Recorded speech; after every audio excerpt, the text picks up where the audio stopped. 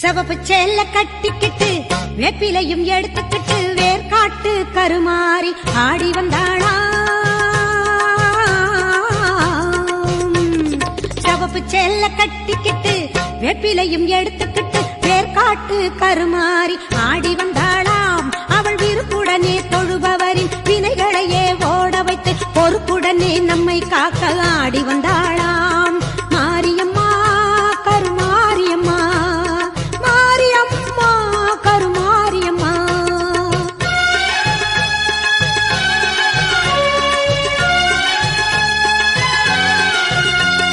சிறப்புடனே பவனி வந்து சிந்தையிலே கூடி புகுந்து, சிறப்புடனே பவனி வந்து சிந்தையிலே கூடி புகுந்து கருணை உள்ளம் கொண்டு நம்மை காக்க வந்தாளாம்.